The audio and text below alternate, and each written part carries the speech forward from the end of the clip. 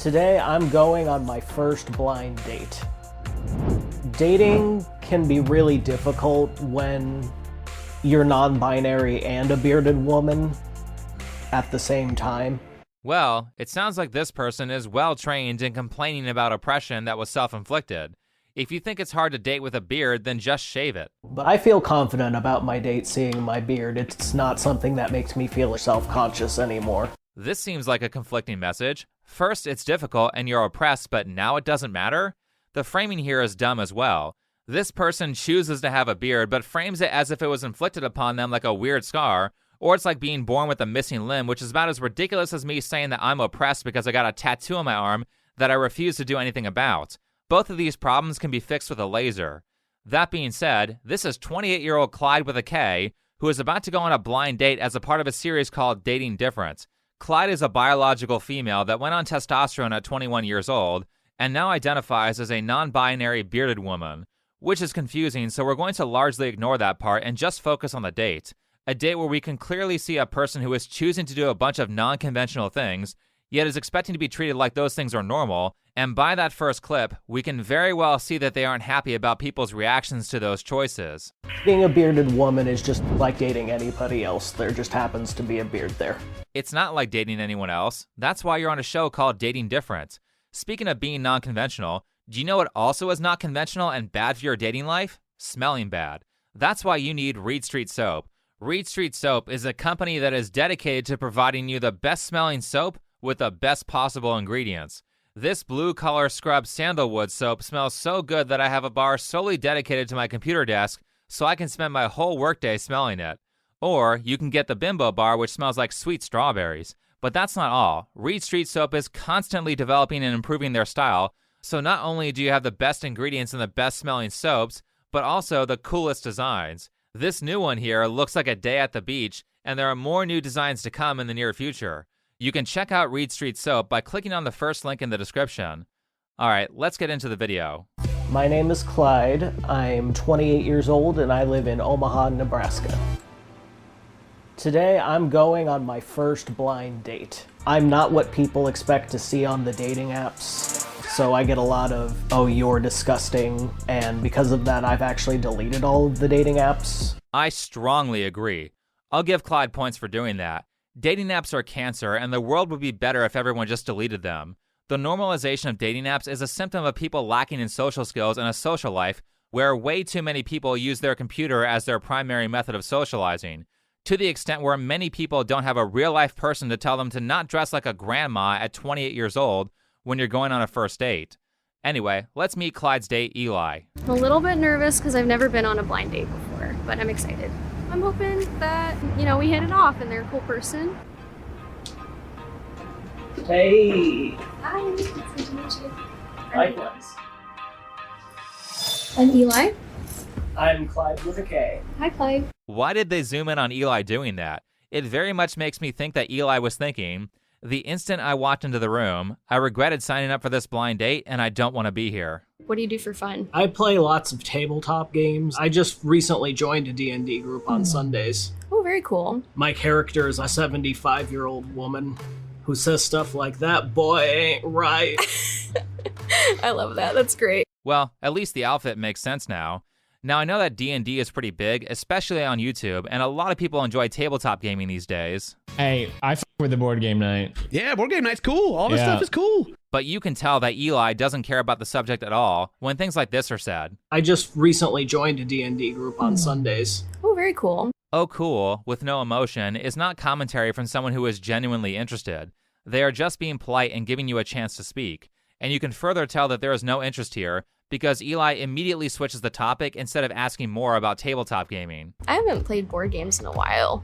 I play a lot of video games, though. Nothing crazy. I don't like shooting games Yeah. or like war games. Like, no thank you, I already have anxiety. I don't need any more. I've got some Right. at home. Yep. Thank you. I was just gonna say cheers to first blind date. Amen to that. There we go. Cheers. Cheers.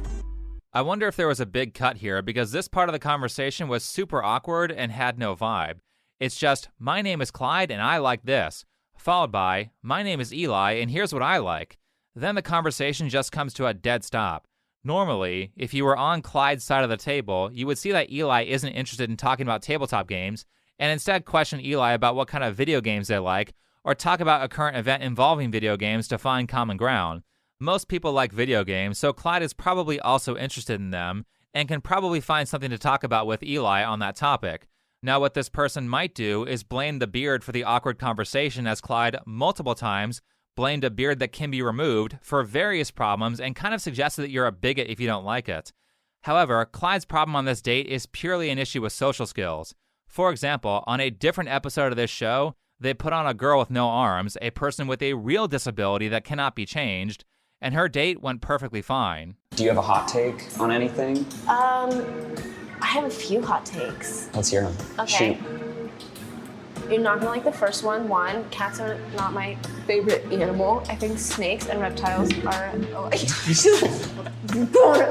I gotta go. Secondly, very controversial take. I feel like ghosts exist. I'm sorry. Yeah. Ghosts could be out there. Aliens are for sure out there. For sure. Maybe it's the aliens disguised as ghosts. Yeah. Yeah. Stuff like this is a big part of the reason why I don't like the whole "it's so hard to be me" oppression Olympics. It frequently causes people to not notice obvious ways they can improve their situation. More importantly, if someone like Inga here, who has far more limitations than you, can figure out how to socialize and be likable despite her unfortunate circumstances, then so can you. Getting back to the original date, Clyde steps away to do a little confessional and misses all the social cues that show that Eli is uncomfortable by saying that the date is going well. And then this happens. Welcome back. Thank you. I like somebody that likes to go on adventures with me. I like to travel. I like to hike. I've actually been trying to persuade friends of mine to go on road trips for years, Really?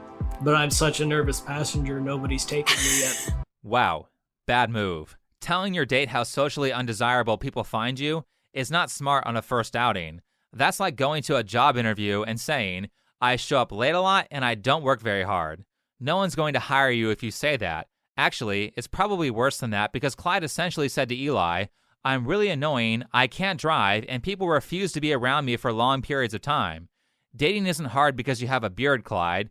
Dating is hard because you aren't good at giving people a reason for why they should date you. Now, I know some people who are less socially aware might say, but Eli is laughing and smiling. Clearly, there's some connection here.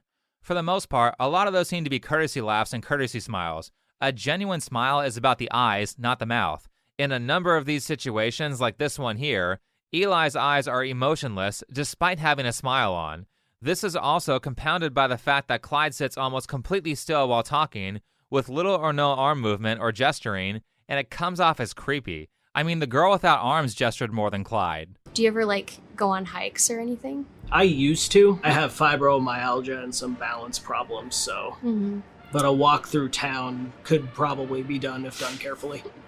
I do feel like the disability has impacted my dating life in that people don't always view me as a viable partner, or they'll think, oh, I can't have sex with this person, and I'm just sitting here like, really? Yeah, that's a valid concern. You can obviously see the difference between these two, which is that Clyde is morbidly obese and very out of shape, and Eli is not. I'm not sure why this is glossed over so much in these spaces, but sex requires that you have at least some physical conditioning, preferably a lot. So regardless of appearance, people questioning if Clyde can have sex is reasonable. Outside of that, Clyde appears to have health issues that are largely self-inflicted. Obviously, obesity would be an example of that, but fibromyalgia was also mentioned, and you can see Clyde walking with a cane, though not with any sort of noticeable limp. Now, I'm not a doctor, but I do have some medical training because for a few years I wanted to be a physical therapist, and I've been into health, fitness, and nutrition for over a decade. When I was in the fitness industry and taught yoga, I had many students come into my class with fibromyalgia. First off, it seems to me like this diagnosis is given when doctors have no idea what's wrong with you. Second, judging by personal experience and looking at the very vague symptoms that the CDC gives, it looks like this disease is largely chronic pain issues that are caused by bad health choices or mental health issues that are causing psychosomatic symptoms. For example, TMJ is listed as a symptom. If you have TMJ, fix your neck posture for about a week and see if that cures it. Or there are things listed like digestive problems like abdominal pain and bloating. If you have those issues, try removing beans and wheat from your diet. Yes, that includes soy that is in processed foods and your daily coffee. That being said, whether this cures Clyde or not outside of getting therapy, which would also help, I guarantee you that Clyde's symptoms will be heavily reduced with proper diet and exercise. Stop eating processed foods and McDonald's, shop in the outer sections of the store where all the non-processed foods are, and learn how to cook. As for the cane and issues with chronic pain, yoga can work wonders for that. Seeing that Clyde said that they had balance issues, which is probably why a cane is being used, yoga and maybe some athletic drills would definitely help that. Recently, this old video here has been trending again on YouTube with a paratrooper who couldn't walk because he did too many jumps.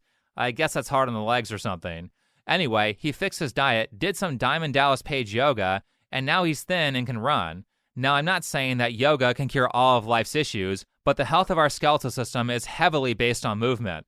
Movement is how synovial joints like your knees, hips, shoulders, and elbows get nutrition and lubrication. Also, resistance training like bodyweight exercises from yoga, push-ups, squats, or weightlifting promotes bone growth, and certainly stronger muscles will make it easier to walk without the assistance of a cane. Anyway, let's continue the date. I think red flags for me, like I pay attention to how people treat like wait staff or like animals. If I think that they're not treating animals well, then I'm out. Yeah. I get a lot of people who fetishize my beard. Really? Yeah, I don't get the argument of, they fetishize me for this thing I did to myself, and that's bad. You made the decision to grow the beard, which is weird. You choose to not shave it, and you're expecting normal people to find that attractive. Of course people are going to fetishize it. That's the people who are into it. You aren't going to get someone conventional if you do unconventional things, and if you don't like that, just shave the beard. This statement was very childish and makes Clyde sound very underdeveloped for a 28-year-old. I would say my confidence grew as my beard grew. So how did you feel when you first saw the beard? I wasn't expecting it, but it's not a big deal. Awesome. Yeah. Just kind of watching myself blossom with it Yeah. as I've learned to care for it properly and stuff. Hmm. You know, I'm pretty proud of who I've become. That's really cool. Yeah. Yeah. This is supposed to be a date, not a therapy session. Now, this might be a hard thing to hear, but nobody except for maybe your mom and close friends care about how much you've improved. People who don't know you just want to see excellence, and they'll respond with appreciation when it's deserved. It's a good thing to share your small victories with people who are close to you or your therapist while you're on your way to becoming the best you can be, but don't go proclaiming that stuff to strangers, particularly when you say you've improved socially, but aren't displaying good social skills throughout the date. So anyway, after this, the date ends and they give their final interviews. Well, thanks for coming and meeting me here. It was fun. It was a good time. It was. Yeah. You're really funny. So are you. Oh, thank you. I think the date went pretty well. I thought they were pretty chill, that they were honest, they're fun to be around. I liked their sense of humor. That was the main thing that stood out to me. This part here sounds like Eli has friend-zoned Clyde and is giving advice for what other people might like about Clyde for a future date. To put this more into context, they are standing right next to each other while Eli is saying this, even though Eli is the only one in frame. But relationships require a lot of communication skills to be enjoyable and successful, and you can almost instantly tell that Clyde lacks those communication skills as soon as you meet them. No part of me believes that this will lead to a second date, especially considering that conversationally, Clyde came off as very self-absorbed and didn't ask Eli any questions outside of saying, "What do you think about my beard?" I was a little surprised, but in general, for me, it's more about like how I get along with the person. I don't really tend to focus too much on appearances. Well, shit, that was insulting. When someone says, "I don't care about appearance," they're indirectly saying that you aren't attractive. That's not a compliment or an admission of virtuous behavior, because if you were attractive, then they wouldn't have to virtue signal about not caring about appearance. So keep that in mind for this next part. We could. I think I would go on another date. Yeah, I think so too. Yeah, I think I'd like to do this again. I think that would be fun. Usually on a blind dating show, you're supposed to isolate the participants from each other so they'll give an honest answer. However, on this show, Eli is answering right in front of Clyde, so of course honesty isn't going to be a primary concern, and pretty much no one in the comments section believes that they went on a second date. There's a pretty big difference between genuine interest in what Eli did, and again, that is largely not because Clyde has a beard. Plenty of people do weird crap, yet still find relationships. I'm just waiting for my date to arrive. I'm not sure what to expect, I'll be honest. Yes! Yes. Yes! I was hoping you'd be around! Hi, how are you? I'm doing great. Oh my gosh, my name's Sophie. So nice My to name's meet you. Taylor. Oh, yeah, come here. Yes, I was shocked too when I watched the video. I did not expect that a furry would get that positive of a response when I clicked on it, especially considering that this is not the first time that this furry has been on my channel. Nice to meet you. You too. Oh, Sorry. oh, it didn't turn red yet. No, I'm so sorry. Brian, go. No! She got what she deserved. I am, what do you call a furry? I only have one. He also got what he deserved. Yep, look at the tattoos on his arms. It's the same guy. I guess there actually is someone for everyone. And to have such a out there part of you be a big part of your lifestyle, I think is very cool. God, it went so well. I was not expecting that. Wasn't either.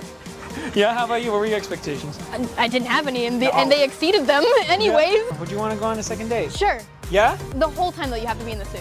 Oh, the whole Just kidding. I mean, I will. Maybe I'll get a suit too. See the smile here? Genuine smile. Do you see Taylor here? He's using his mascot skills and gesturing all over the place instead of acting like a frozen stick in the mud. The difference between Taylor and Clyde with a K is one, Taylor understands and gives grace to people who aren't into furries. Do you have like multiple, or is it? I only have one. I did it first. Careful, careful. Till you're rejected. Okay, cool. Sorry, I'm sorry. No, don't apologize. You're good. Whereas earlier, Clyde kind of suggested that people who don't like bearded women are bigots. Taylor isn't blaming people for not liking him. He understands that being a furry is weird, and he doesn't expect everyone to be into it like Clyde does with the beard. Second, Taylor worked on his poor social skills. Do you feel like I'm a good communicator? I think so. I haven't been confused. Oh, that's good. Yeah. I haven't felt like pressured to be the one carrying the conversation or anything. Yeah, I worked a lot on that. I used to not even be able to hold a conversation, but now I've worked on that very, very hard and putting myself in very uncomfortable situations to get to this point. And that's how you're gonna grow, putting yourself in uncomfortable situations. Yeah, so... It's all a learning curve. I will give the same criticism that I gave Clyde here, which is that nobody cares about how far you've come. Really, unless they can physically see how you used to be, like you have video evidence of it, people do not care, and making statements like this to people you just met comes off as insecure. However, his date Sophie agrees that Taylor has shown good social skills, and therefore this mistake is not that big of a deal. Nobody has to be perfect on a first date. But like I said, the difference is that Taylor got out there and made himself uncomfortable, whereas as far as the date goes, Clyde isn't really doing that. Clyde is morbidly obese and not really getting out of their comfort zone to eat healthy, despite admitting to having health issues related to obesity. Also, Clyde is really shut off and expressionless, like someone who is afraid to risk showing any emotion, and Clyde seems to be afraid to lead the conversation by asking questions about Eli. It's easy to imagine that this is someone who doesn't spend a lot of time out of their comfort zone. However, there is more to this story. This video was released on February 19th of 2022, almost a year and a half ago.